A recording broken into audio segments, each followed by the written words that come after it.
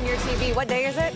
Pre-Ken. It's a Friday. It would be a Friday. Yeah. The NFL owners have spoken. So too has Joel Embiid. What is it that you say? Because they have plans and they need you to be a buddy. Need you to be a buddy. Yeah. Everyone's got to get on board with those plans. You know, the plan for the Heat was to open up the second half with a nice smooth win over the Hawks. But Trae Young... Why are we going this way, Kayla? ...had a different plan. Our plan switches. We moved to the west side of the studio.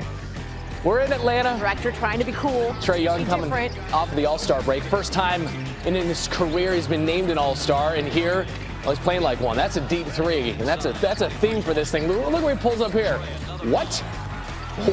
Bam Adebayo said he's shooting 50-footers. At the end of the day, you just got to live with that. Just move the line back. He had 19 points in the first half. And then late in the third, like less than 30 seconds to play, a step back over Andre Iguodala, who's made his Heat debut. 30 points through three quarters for Young, who's averaging 30 points a game in his career when coming off of 3 or more days rest. There's a crossover. There's one of 8 made threes. He was 8 of 15 from distance. And then another deep three. Eric Spoelstra says he's pulling up 6 feet behind the line. There's not a lot you can do about that. He's going to point to the floor. We put the ESPN axis on it. Yeah, 36 feet. 36 feet. And then you can get three the old-fashioned way.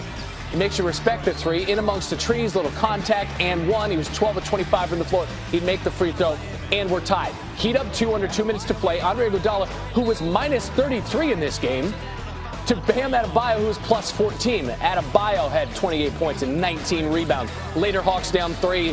DeAndre Hunter going to even that up. One of 8 dimes for Trae. 40 seconds left in the fourth. Heat with the possession. Cam Reddish poking the ball away from Goran Dragic there. And then back the other way, Reddish gives the Hawks a 2-point lead. Couple of free throws from Trae Young. Iguodala going to miss a 3. Reddish rebound to Young, who already has a career high. He's sitting on 49 points. The previous career high, 47. He goes to the line. They want him to get 50. Raindrop, drop top. There's the 50 spot. First Hawks 50-point game since Sharif Abdul-Rahim. And then there's Quavo, which is why I botched that line. Hawks 129 to 124. No? Nothing from you, the biggest Migos fan on the set. All right, Young now the 7th player in NBA history confused with Al? to score 50 points before turning 22 years old. He's not even 22. Only LeBron, Devin Booker, Brandon Jennings were younger when they did it. Young dropping 20 points in the fourth quarter alone. It's the 3rd time he's done that this season. Breaks a tie with Zach LaVine for the most 20-point fourth quarters in the NBA. This season, he's been especially strong at home, averaging more than 43 points in his last 5 games at State Farm Arena. And, Quavo was in the building. Maybe he needs to go to more games and get that jersey swap and maybe swap a chain for the jersey. Distracted by the bling.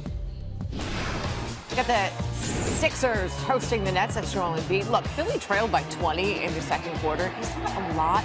Yes, it is. Third quarter, down 10. Tobias Harris, the miss. It's okay. Embiid, rebound, throw down.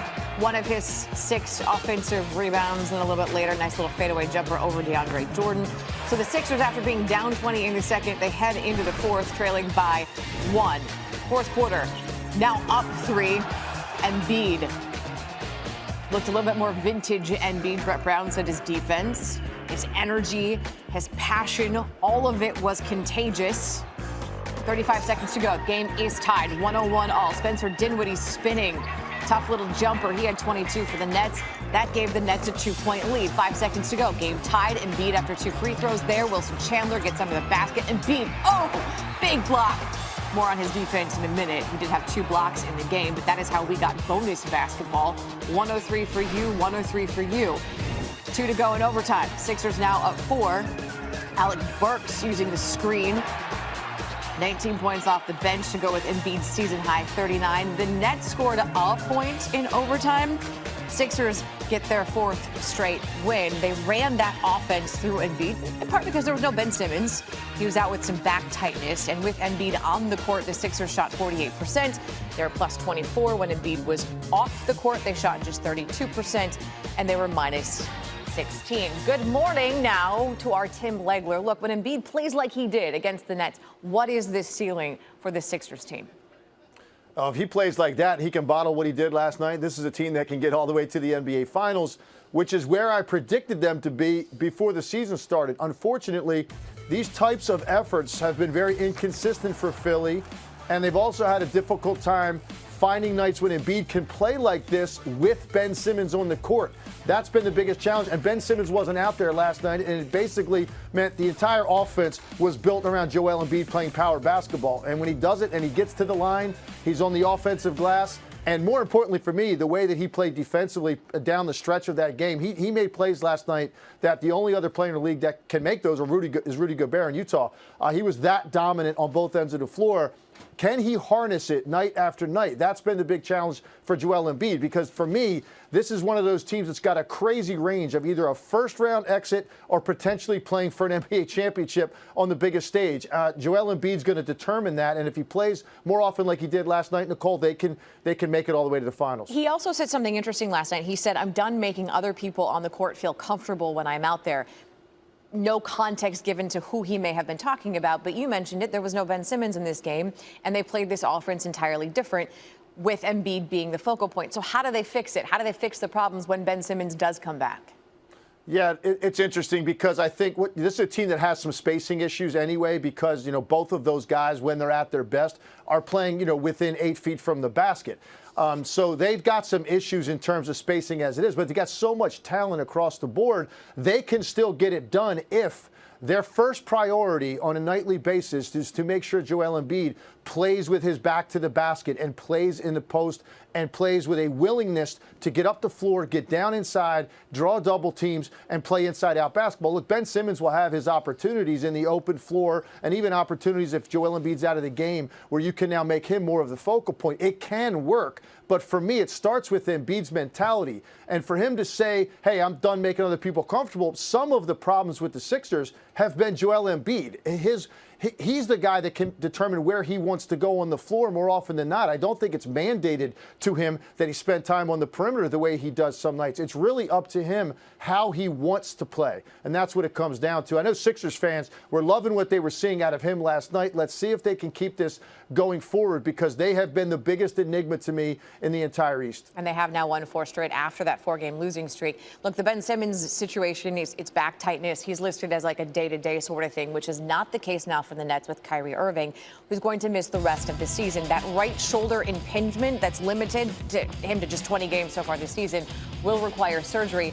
And Nets GM Sean Marks said this about getting Kyrie is about for the future. Let's also remind you that Kevin Durant is available to the Nets, but in the future as well. Right now, the Nets are the 7th seed in the East. So with the current configuration and no Kyrie, Tim, where do you see this team going this season? Well, they're going to make the playoffs, and they're going to be either a 7 or an 8 seed, depending on how this goes, which means they're going to be a tough first round out for either Milwaukee or Toronto, and that's going to be the ceiling. But here's the thing. This could be a blessing in disguise, not only for Kyrie Irving, but also for the Nets. From this standpoint, Nicole, now that the Nets know that Kyrie Irving is not coming back, their approach is going to be a little bit different than when you have a star player that's been in and out of the lineup. That's a difficult thing to deal with. I was on teams when I played where a star player was in and out for the most of a regular season, and makes it very difficult because you're always looking over there toward the sideline wondering if this guy's going to play. It affects the way you play offensively. Now it's free of mind moving forward that this is what we have, and it was pretty successful a year ago. They were a team that we really admired, played with great balance, great toughness. That's what you're going to see out of this team the rest of the year, but they're just going to run into a better team in the first round. And why did I say it's a blessing in disguise for Kyrie? Because I think now he has a chance to go get healthy and come back next year and hit the reset button with Kevin Durant, hopefully. And now Kyrie Irving can go into that lane that he's most comfortable, which is playing next to a guy like that, like he did in Cleveland when he played the best basketball of his career next to LeBron James. So I think this could ultimately be a blessing for Kyrie and for the Nets. The other thing to keep in mind about the Nets, at least right now, moving forward in this season, without Kyrie, they're actually a 500 team, 17-17 without him. Thanks, Tim. You got it. All right, let's get to college basketball and a comeback you will not see again, probably for a long time. It's Murray State taking on Eastern Illinois. We're going to flash it back. Last time these two teams played, it was January 17th, 2019. John Morant playing for the Racers, and he gave us that dunk. And he gave it to Eastern Illinois. And the Panthers wish that he hadn't. He had 27 and 10 that day. Eastern Illinois down as many as 27 in the second half. Matter of fact, with 11:41 to play, they're down 27. But they cut it to 6 here. Tevin Brown turning it over. Max Smith to Sharif Smith. That goes. Murray State inbounding. Man, Racers, that's not just a mascot. That's what they do. Getting down the floor. Anthony Smith, a big dunk. Back comes Eastern Illinois. This is end-to-end stuff. Josiah Wallace attacking. That goes, and the foul. So Eastern Illinois makes it a 3-point game. After all of that, and after the free throw, Murray State, in the final 3 minutes, took just 5 shots, only made 2, and turned the ball over 3 times. Ball's poked away. George Dixon, right? Then it's Kashawn Charles, corner 3. He's crazy open. And we're tied at 60. It's a 20-5 run to close this game for Eastern Illinois. Remember, down 27 with less than 12 minutes to play. Tied at 60 and a chance to win. And it's Wallace for 3. Great screen, deep look. Got it. You could argue there was even contact there and no call. 0.4 of a second. It was immaterial. The comeback's complete. 63-60. It's Eastern Illinois. They had less, the Panthers did, than a 1% chance to win. That's according to our win probability. And instead, their 27-point comeback is tied for the 5th largest second-half comeback in Division I history. Coming up on SportsCenter AM, if it's entirely up to the owners, we are a go for a new CBA in the NFL. But in the words of J.J. Watt, no. Hard no. So now what? And once again, Dave Pasch is a saint. Because what could possibly be better than 1 Bilbo? How about 2? That is next on SportsCenter AM. But first, Randolph, what do we got? I got this. I got a not top 10